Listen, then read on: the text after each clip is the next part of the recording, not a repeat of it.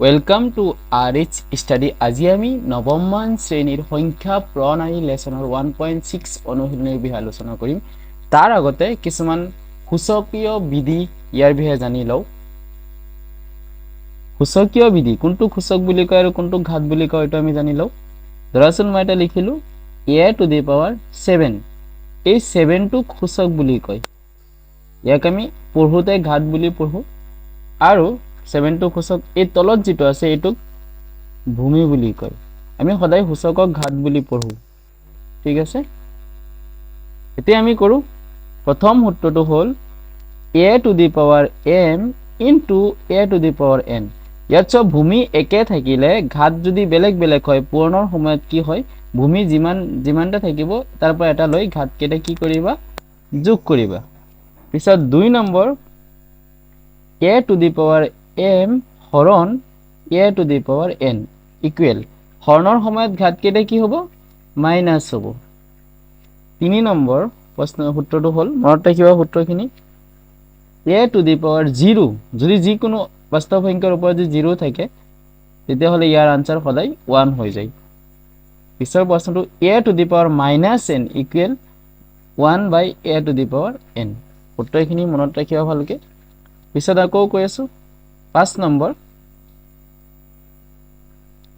a to the power m whole to the power n। এটো designer থাকিলে আমি কি কৰিম, ঘাত কেইটা মানে সূচক কেইটা কি কৰি দিম, পূৰণ কৰি দিম ভূমিটো লৈ। 6 number a to the power m into b to the power m। ইয়াত চোৱাচোন ভূমি বেলেগ বেলেগ সূচক কিন্তু একে হৈ আছে, তেতিয়াহ'লে ভূমি কেইটা পূৰণ কৰি সূচক যিমানটা আছে তাৰ পৰা এটা ললেই হ'ল। 7 number a to the power m by n। এনেকুৱা ডিজাইনৰ থাকিলে তুমি ৰুট ওভাৰ চিন দি তলত যেটো থাকে এইটো সাইডত লিখিবা, ভূমিটো ভিতৰত লিখিবা, m টো ভূমিৰ ওপৰত লিখিবা, নহলে ব্ৰেকেট দি লিখিবা হলেই হ'ল। বা ইয়াক আমি আৰু এক ধৰণে লিখিব পাৰো n root a to the whole to the power m বুলি লিখিব পাৰো, ঠিক আছে। এতিয়া আমি অংকত যাও অনুশীলনী 1.6 ত। প্ৰথম প্ৰশ্নটো হ'ল মান উলোৱা 64 to the power half। ইয়াক আমি দুটা নিয়মত কৰিম, নিয়ম দুটা নহয়, দুটা সিস্টেমটো দেখুৱাই দিম। তে 64ক মৌলিক উৎপাদক বিশ্লেষণ কৰোৱা। কেনেকৈ লিখিব পাৰো, 64ক মৌলিক উৎপাদক বিশ্লেষণ কৰিলে 2 ৰে হৰণ কৰিম। একক ঘৰত 4 আছে, কিমান বাৰ যাব, 2 যাব 6 ৰ ভিতৰত 3 বাৰ, 4 ৰ ভিতৰত 2 বাৰ। আকৌ একক ঘৰত 2 আছে কাৰণে 2 ৰে হৰণ কৰি আছো, 3 ৰ ভিতৰত এবাৰ, 1 বাকি 12 ৰ ভিতৰত 6 বাৰ। আকৌ কিহেৰে 2 ৰে গৈ আছে 8 বাৰ, আকৌ 2 ৰে 4 বাৰ, 2 ৰে কিমান 2 বাৰ। এতিয়া আমি 64ক আমি লিখিব পাৰো 2 to the power, ইয়াত চাবা এটা দুটা তিনিটা চাৰিটা পাঁচটা ছটা আছে না, 2 আছে ছটা, 2 to the power 6 লিখিলো। ইয়াক 64 হৈছে, ওপৰত যেটো আছে 1/2 এটো লিখি যোৱা। এতিয়া ইয়াক আমি কি কৰিম, কোনটো ডিজাইনত পৰিছে সূত্ৰটো আমি দিছিলো a to the power m whole to the power n equal a to the power m into n। এটো ডিজাইন মতে পৰিছে, তেতিয়াহ'লে আমি কি কৰিম, এটো 2 to the power 6 into 1/2 কটাকটি যাব, 2 যাব 6 ৰ ভিতৰত 3 বাৰ, তেতিয়াহ'লে ওপৰত হৈ আছে 2 কিউব। 2 কিউব মানে কিমান আনসাৰ, 2 into 2 into 2 মানে 8 হৈ আছে, ডাইৰেক্ট লিখি দিবা। ইয়াক আৰু এক ধৰণে লিখিব পাৰো, তুমি যদি মৌলিক উৎপাদক বিশ্লেষণ নকৰি 64ক 8 স্কয়াৰ বুলি লিখি দিয়া হৈ যাব। এটো হ'ল 64, ওপৰত যেটো আছে হেতু হলা। এতিয়া আমি কি কৰিম, ডিজাইন একেই পৰি আছে, a to the power m whole to the power n চিত্ৰত 2 into 1/2। এতিয়া সব 2 2 ক্যান্সেল থাকিব 8 to the power 1, 8 to the power 1 মানে 1 এই হৈ আছে, সরি 8 এই হৈ আছে, হৈ গল। এতিয়া 2 নম্বৰ কৰো। বেছি সময় অঙ্ক কেইটা আমি মৌলিক উৎপাদক বিশ্লেষণ মতে কৰিম, তে সহজ হৈ যায়। ইয়াত 32 to the power 1/5, 32ক মৌলিক উৎপাদক বিশ্লেষণ কৰিলে কিহেৰে হৰণ গৈ আছে, একক ঘৰত 2 আছে, তেতিয়া 2 ৰে হৰণ যাব এবাৰ 6 বাৰ, 12 ৰ ভিতৰত 6 বাৰ, আকৌ 2 ৰে 8 বাৰ, আকৌ 2 ৰে 4 বাৰ, আকৌ 2 ৰে 2 বাৰ। এতিয়া আমি 32 কি লিখিব পাৰো, ইয়াত 2 আছে ন, কেইটা আছে, যিমানটা থাকিব এটো ওপৰত লিখিবা, whole to the power 1/5। এতিয়া 2 to the power 5 into এনেকৈ থাকিলে আমি পূৰণ কৰি দিও 1/5, 5 5 ক্যান্সেল থাকিব কিমান 2 to the power 1 equal answer 2 হৈ আছে। 3 নম্বৰ অংক ইয়াতেই কৰি দিও, কিমান আছে 125 হোল টু দি পাৱাৰ 1/3 এতিয়া 125ক মৌলিক উৎপাদক বিশ্লেষণ কৰা এককৰ ঘৰত 5 আছে 5ৰে হৰণ যাব দুবাৰ 2 বাকি 25ৰ ভিতৰত 5 বাৰ আকৌ কি হৈ গৈ আছে 5ৰে 5 বাৰ তেতিয়াহ'লে আমি 125ক 5 কিউব বুলি লিখিব পাৰো এতিয়া ওপৰত যিমান আছে এটো লিখি দিয়া 5 কিউব 4 ইনটু 1/3 3 3 কেনসেল থাকিব 5 two the power 1 equal answer 5 হৈ আছে 2 নম্বৰ প্ৰশ্ন এটা কৰো 2 নম্বৰ প্ৰশ্ন মান ওলোৱা প্ৰথম প্ৰশ্নটো হ'ল 9 whole to the power 9 to the power 3/2 ইয়াক আগৰ নিচিনাই কৰিম 9ক মই 3 স্কয়াৰ বুলি লিখিব পাৰো ওপৰত যিমান আছে এটো লিখি দিয়া 3/2 এতিয়া এটোক আমি লিখিম 3 টু দি পাৱাৰ 2 ইনটু 3/2 কটাকটি যাব 2 2 কেনসেল থাকিব কিমান 3 ওপৰত 3 থাকিব ইকুৱেল 3 কিউব মানে কিমান 3 ইনটু 3 ইনটু 3 মানে 27 2 নম্বৰ প্ৰশ্নটো হ'ল 32 টু দি পাৱাৰ 2/5 32ক আমি কেনেকৈ লিখিব পাৰো অলপ আগত কৰিছো 32 মানে 2 ইনটু 2 ইনটু 2 ইনটু 2 ইনটু 2 মানে 5টা 2 তুমি কৰিছো 32 2 এৰে হৰণ গৈ আছে 16 বাৰ 2 এৰে 8 বাৰ আকৌ 2 4 বাৰ 2 2 বাৰ তে আমি 32ক আমি 2 টু দি পাৱাৰ এটা দুটা তিনটা 5 লিখিব পাৰো n whole to the power 2/5 2 to the power 5 into 2/5 তে কটাকটি গৈ আছে 5 5 কেনসেল থাকিব 2 স্কয়াৰ তে 2 স্কয়াৰ মানে কিমান 2 2 গুণ 4 হৈ আছে পিছৰটো 4 নম্বৰ প্ৰশ্নটো আছে 16 to the power 3/4 এতিয়া 16ক মৌলিক উৎপাদক বিশ্লেষণ কৰা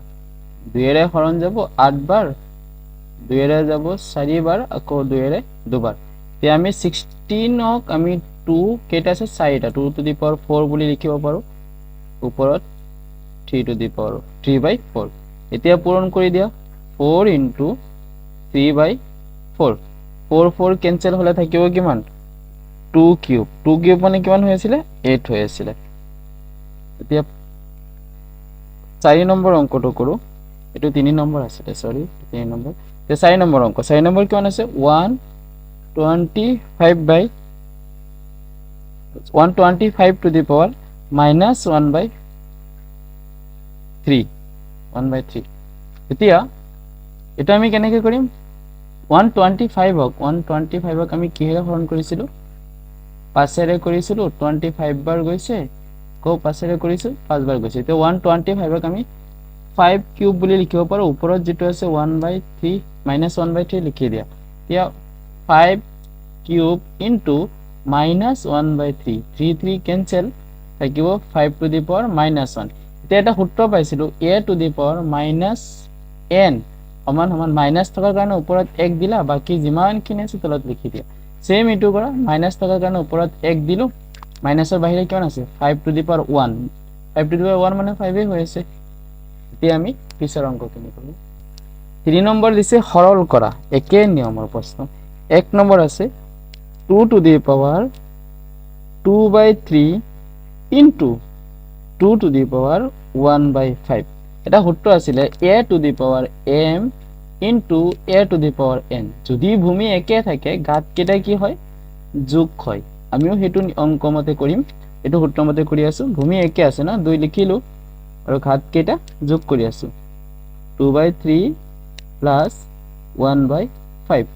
3 আৰু 5 ৰ লসাগু ল কিমান হয় 3 আৰু 5 ৰ লসাগু 15 3 যাব 15 ৰ ভিতৰত 5 বাৰ তে 5 ৰ লগত এটো ওপৰটো পূৰণ কৰা 5 2 গুণ 10 যোগ 5 যাব 15 ৰ ভিতৰত 3 বাৰ 3 গৈ ওপৰটো লগত পূৰণ কৰা 3 1 গুণ 3 তে কিমান হৈ আছে 2 টু দি পাৱাৰ ওপৰ তলত হ'ল 15 ওপৰত 13 তো आंसर হৈ গল সাইডত মই সূত্ৰখিনি লিখি দিম তোমালোকে শিকিবা পিছৰ প্ৰশ্নটো হ'ল 1/3 cube whole to the power 7 মানে এনেকুৱা সূত্ৰ থাকিলে সূত্ৰটো আছিল a to the power a/b whole to the power m ভাবি লয় তো তেলে এই m টু a এৰ উপৰতো আছে m টু b এৰ উপৰতো আছে এটোৰ মতে এটো ৰিজাইছো কি হ'ব a 7 টু 1 এৰ উপৰতো আছে 3 কিউব তাৰ উপৰতো 7 টু আছে না ঘাতটো আছে এতিয়া আমি সূত্ৰ আগৰ নিচিনা কৰো 1 এৰ উপৰত 7 থাকিলে 1 হয় পিছৰটো এটো সূত্ৰত পৰি গল না 3 into 7 কিমান হৈছে ওপৰত 1 তলত 3 টু দি পাৱাৰ 7 3 গুণ 21 এটো आंसर 4 নম্বৰ প্ৰশ্নটো হ'ল 11 to the power 1/2 divided by 11 to the power 1/4 ইয়াক আমি এনেকৈ লিখিব পাৰো 11 টু দি পাৱাৰ 1/2 হৰণ কাৰণ এটো আজদালে হৰণ বুজাইছে 11 টু দি পাৱাৰ 1/4